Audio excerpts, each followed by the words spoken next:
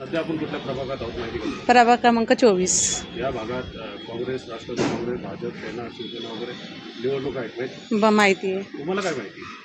मला. तर असं माहिती आहे का सगळेच पक्षाचे उमेदवार सगळे निवडणुकीत आलेले, पण ते घराणेशाहीतून आलेले. कार्यकर्ता हा कधीच आलेला नाही.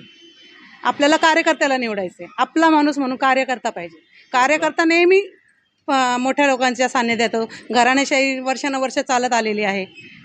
आपल्याला कार्यकर्ता नेहमी सतरंजी उचलायलाच हवा आहे का? कार्यकर्ता जो घराघरात जातो, घरात जाऊन तो सर्व माहिती घेतो.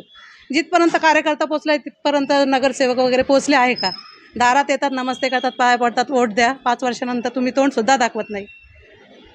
याला अर्थ नाही ना. आपला माणूस कोण? गणेश नवथरे जो कार्यकर्ता, जो एका मोठ्या व्यक्तीचं XYZ मी नाव घेत नाही, त्यांच्या मागं 35 वर्ष त्यांनी खूप कार्यकर्त्याप्रमाणे काम केलं आहे.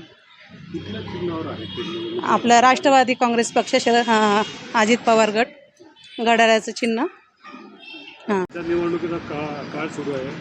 निवडणुकीमध्ये प्रचंड रंगत निर्माण झालेली आहे. ओके. पुणे महानगरपालिकेत जोर पण वाढलेला आहे निवडणुकीत. तर काय वाटतं? भाऊ आमचं फिक्स आहे गणेश भाऊ नवथरे. आम्हाला काहीतरी नवीन चेहरा पाहिजे आणि नवीन परिवर्तन पाहिजे. That's it. नमस्कार. सध्या आपण कुठल्या प्रभागात आहोत माहिती आहे? हो, प्रभाग क्रमांक 24 कसब्यामध्ये आहे मी. सध्या निवडणुकीचं सत्र सुरू आहे आणि निवडणुकीचं वारं पण आहे. पुण्यात आहे, महाराष्ट्रात आहे. 29 मतदार प्रभाग महानगरपालिकेच्या निवडणूक आहे. आपल्या भागात काँग्रेस, राष्ट्रवादी काँग्रेस, भाजप, सेना आणि अपक्ष, वंचित बहुजन आघाडी असे विविध पक्ष आहेत. तर तुम्हाला काय माहिती त्याबद्दल? आपल्या पक्षामध्ये आता सध्या घराणेशाही जास्त चालू आहे जोरामध्ये. तसं पाहिलं तरी कार्यकर्त्यांना काहीच किंमत नाही. त्यांच्याच लोकांना तिकीटे मिळतात. जो 20-25 वर्ष झालं कार्यकर्ते काम करतोय प्रत्येक मोठ्या नेत्याच्या हाताखाली, त्यांना किंमत दिली नाही यावेळेस. आणि आपला माणूस म्हणून असं कोणी समजून घेत नाही आहे. आणि आपला माणूस म्हणून समजून घेतले ते गणेश नवथरेंनी.